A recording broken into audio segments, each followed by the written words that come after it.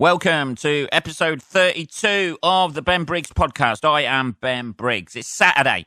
Saturday, people, the 24th of August, 2019. Bank holiday fucking weekend here in the UK. Scotland, England, Wales, Northern Ireland. It is a fucking bank holiday and it is a fucking scorcher.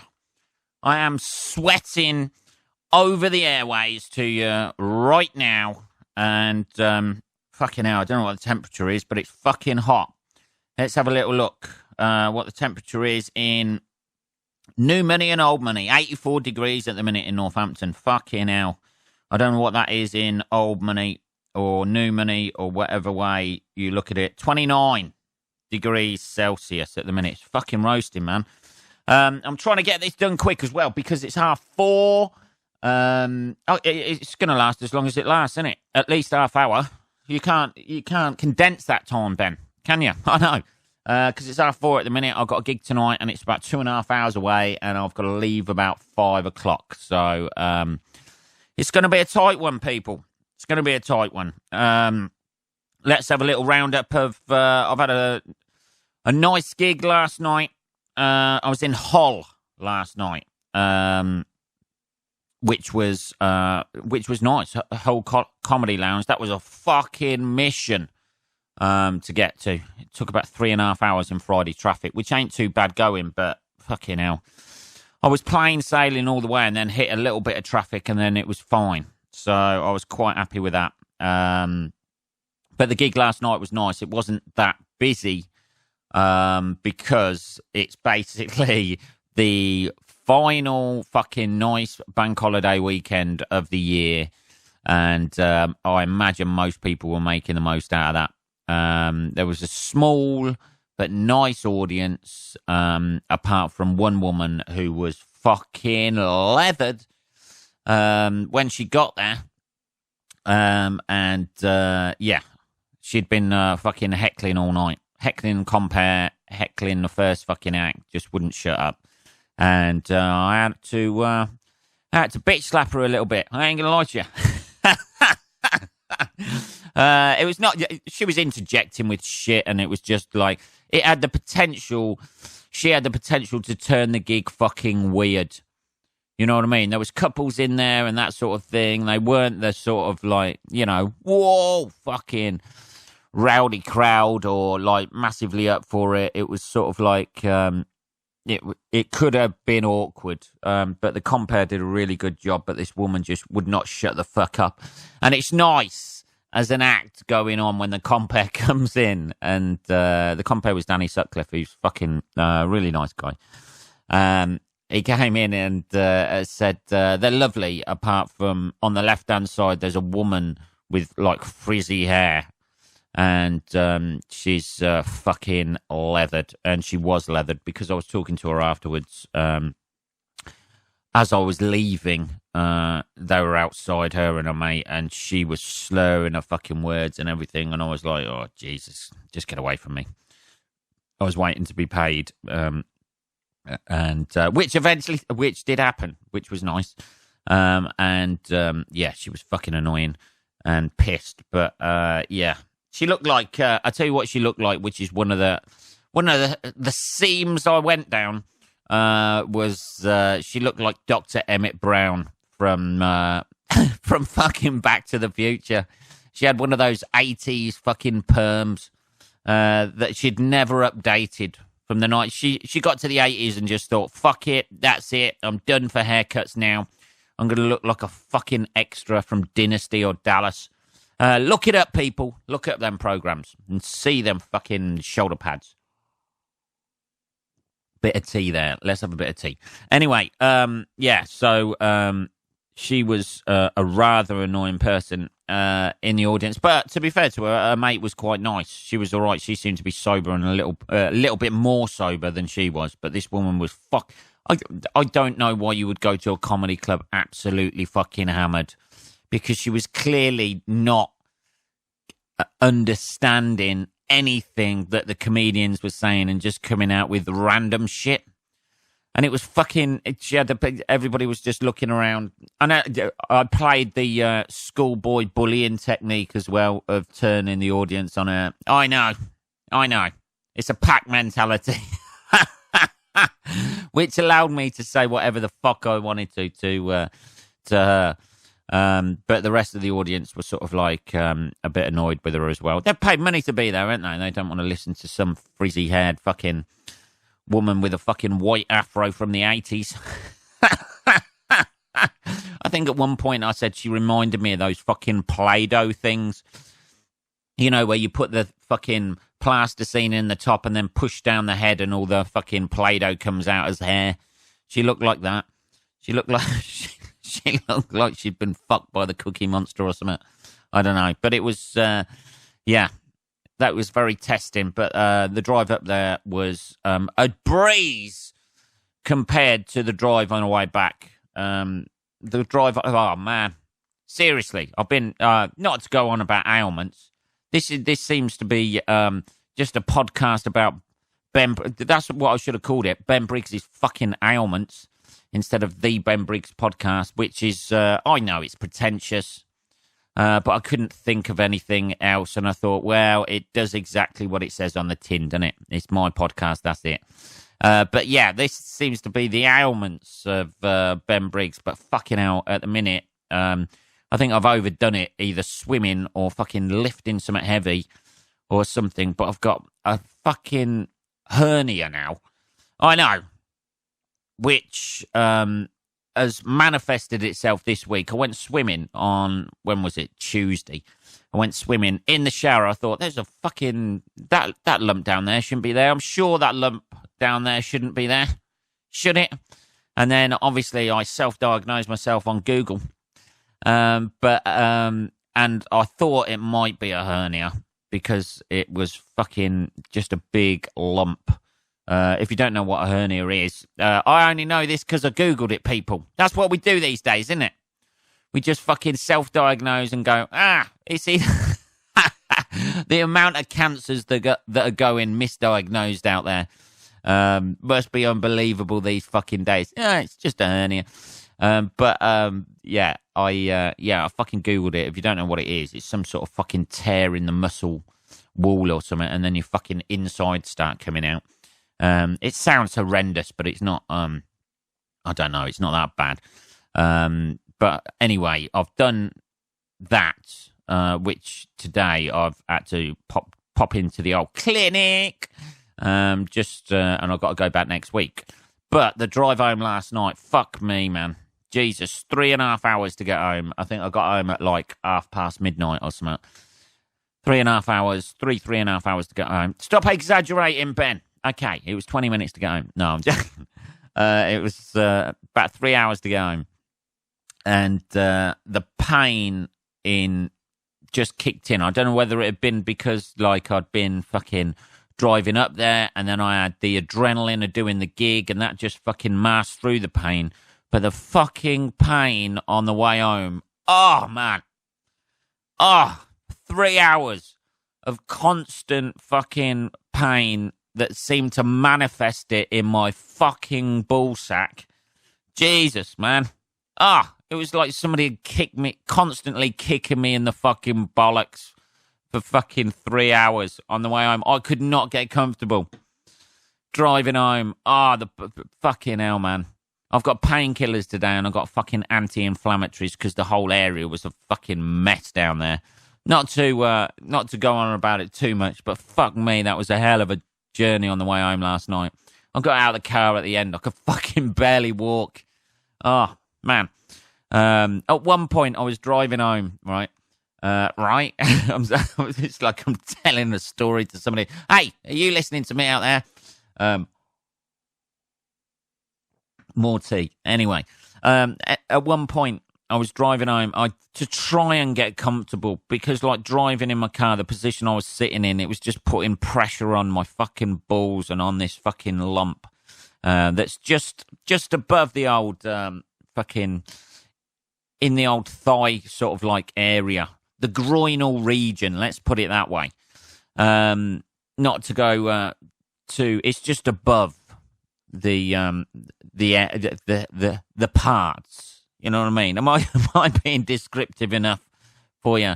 But it's about the size of a fucking golf ball.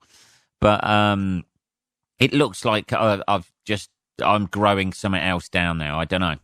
But anyway, at one point I had my fucking trousers, my trousers, like I go on stage with fucking trousers on. I had my jeans open, my fucking belt off.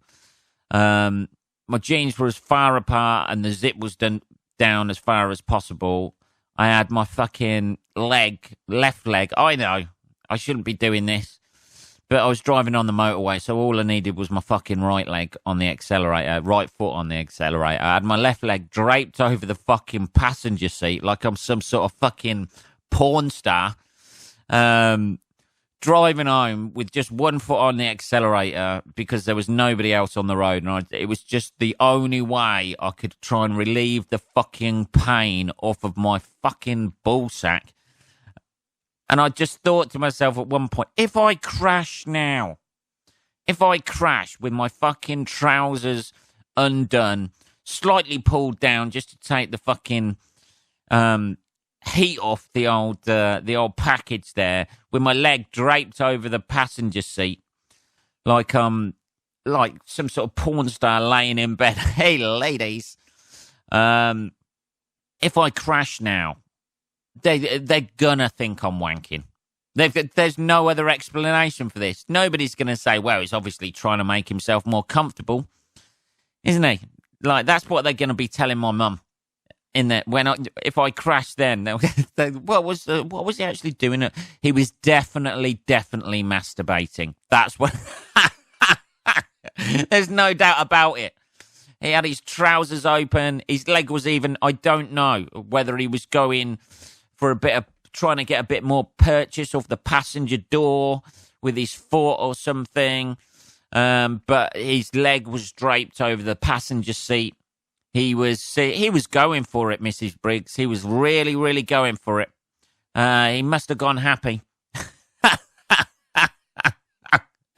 Oh, fucking hell. Thank God I didn't crash or get pulled over.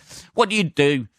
To be honest, the mood I was in, and then the mood I was in if I got pulled over by the police, I wouldn't even done up my trousers or took my leg off like the fucking passenger seat. I'd have just said, my fucking balls are aching like fuck, mate. This is the only thing. I don't care. You can take me to a cell, whatever, for dangerous driving, whatever you want to do to me.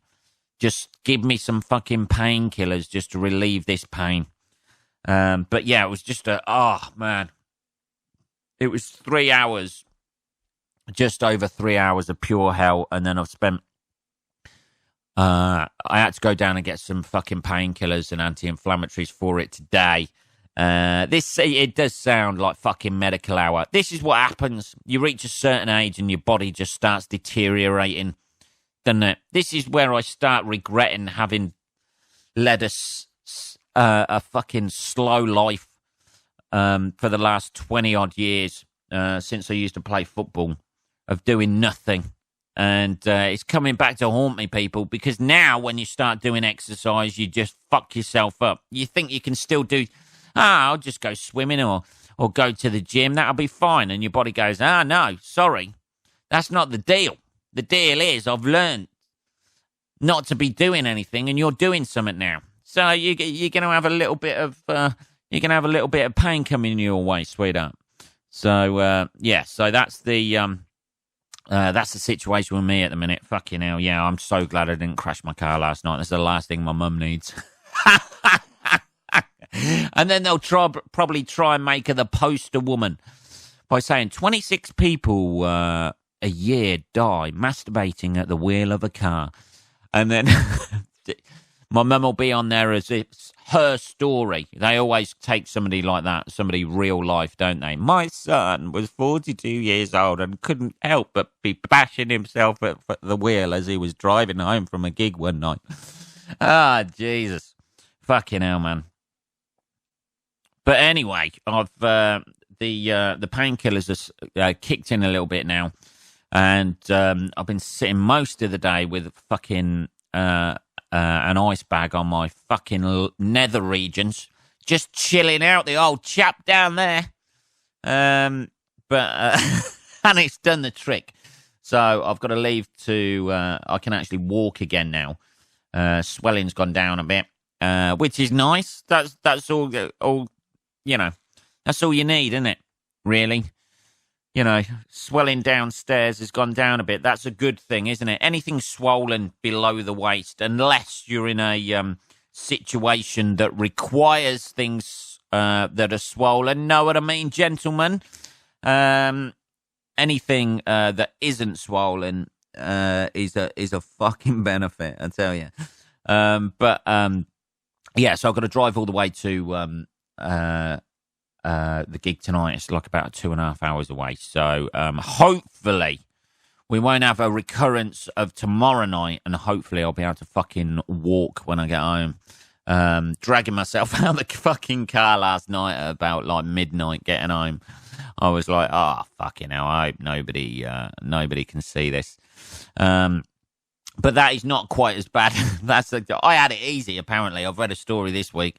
Fuck me, man. This is amazing. Let's have a look. I read a story this week. Even in all of my pain last night, I read a story this week, and I was thinking of this story, and I was like, I've still had it easier than this fucking geezer. This is on the fucking Guardian site. I don't know if anyone's seen this. It's a fucking amazing story. I don't know why people write these things. I don't know what he hopes to gain from giving this experience of what he's had, because he's always going to be the guy with this headline. This is it. This is an experience piece in the Guardian. I had an erection for 3 weeks. Now, that sounds, some people might like that. They think, fucking yeah, I can keep. What is it? Like, you come and then it comes down, does it, buddy? I had it for 3 weeks. Let's read this. One of the second headline on there. I grabbed a wine cooling sleeve from the freezer and wrapped it around my penis. Okay, let's do that. You've hooked me with this article so far. So let's have a little look at this geezer's story then. Let's have a look. This summer, I got a new boyfriend. Okay, let's not judge. It's obviously a gay guy, I imagine. If he's got an erection for 3 weeks, he must have a good-looking boyfriend. If he's had an erection for 3 weeks, mustn't he? I've got a new boyfriend. I had an erection for 3 weeks. What are you asking? That's not the end of the story, people.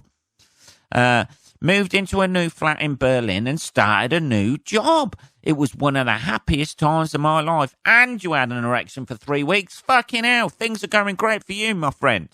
Surely there can't be anything wrong with this. Or is there? One Friday, my partner was having an early night. So a friend came over with a few bottles of wine. Soon, I was in the queue for Lab, Berlin's most notorious men-only Friday night party. Okay, so like his new boyfriend, who he loves dearly, he's having a night in, so he's just gone out with a friend, and they've just gone for a few drinks and that sort of thing. That's okay, isn't it? That's okay. I popped a Viagra before leaving the house, obviously, as we all do when we go out, don't we?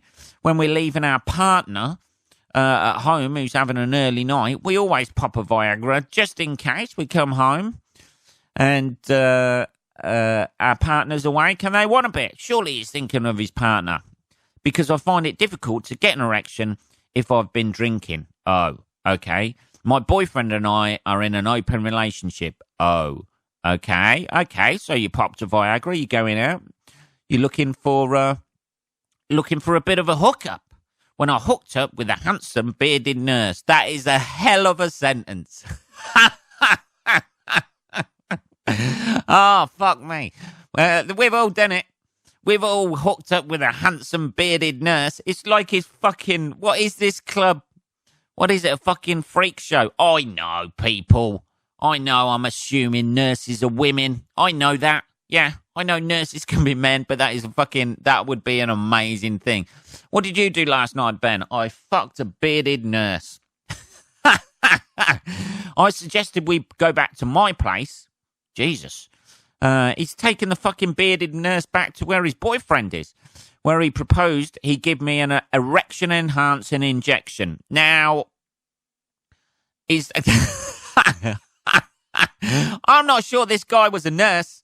I'm just saying that now. Hey, how you doing? Nice beard. Yeah, I'm a nurse. Is that how it worked out? I don't know. Hey, I'm a nurse. Fancy an injection in your penis? I was hesitant, he says. I had tried something similar a few years before. It had hurt a bit, and I had stayed hard for longer than I wanted to. But the nurse seemed really clean. So, really clean. Sorry. That's me getting carried away. But the nurse seemed really keen, so I consented. Okay. I'm not really sure about this injection. Oh, go on. I'd really love you to. Oh, all right then.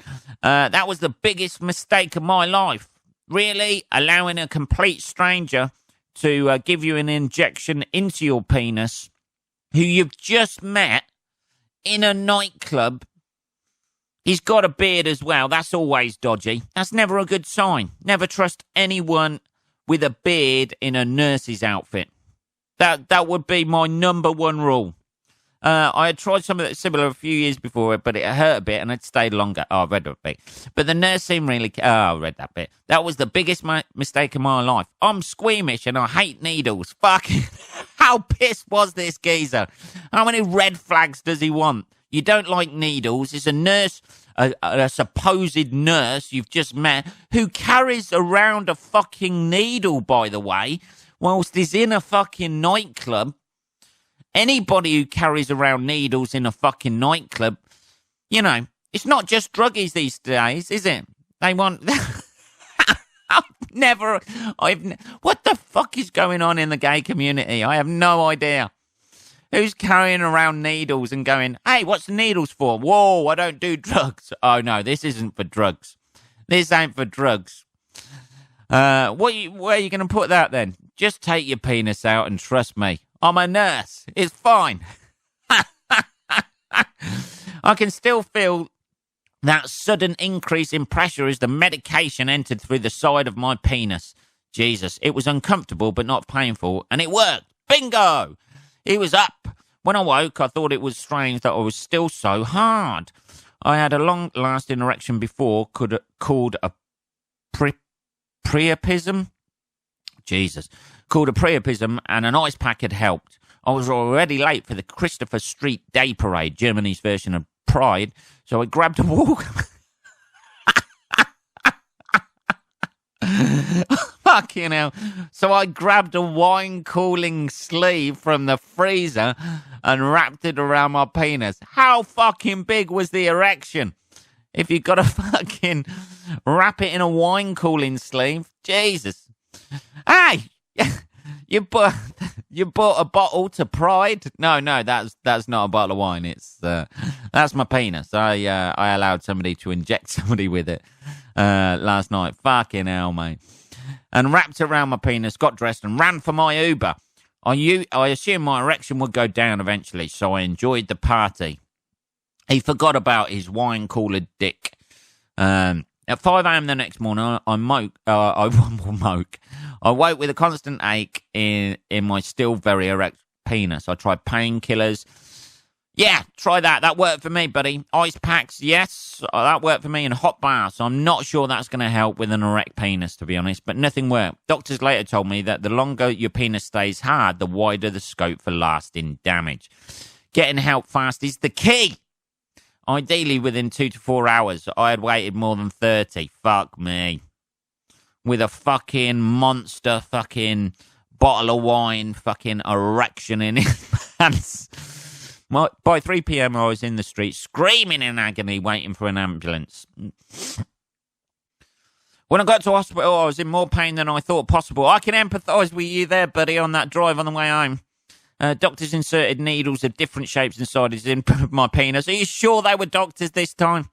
Was the nurse there? Was the nurse there just in the background, combing his beard, Sometimes drawing blood out, sometimes flushing out the toxins, once with a curly device that I felt ripping through the tissue. Fuck me. You know, alcohol's there for a reason, I believe. You know what I mean? I think alcohol is there for a reason. If you can't get it up because you've had too much to drink, I don't think you should be having sex. That's your body's way of telling you, nah, you're not making good decisions. This isn't going to be a good decision. Fucking hell. If you get to the stage where you go to a hospital and they're, you know, using a curly device, I like the fact. Was it a corkscrew that I felt ripping through the tissue, drawing blood in an attempt to bleed out the medication still inside? I was told I had been given a drug usually prescribed for erectile dysfunction. Fucking hell. I had a local anaesthetic, but it didn't work. Oh, God. It was the darkest time of my life. No shit, sweetheart. I had no idea if I would have sex again. Well, you know, there's priorities, isn't there? That's the priority for you, isn't it? Not like I could die. Doctor, can you tell me if I'll ever have sex again? Not right now. Behave yourself. We've got to fucking get this down. Bring a mallet. Somebody get a mallet. We need to hammer this down. Oh, fucking hell. I was too weak to eat or drink, and the blood clots were at risk of spreading to my major organs. Fuck me.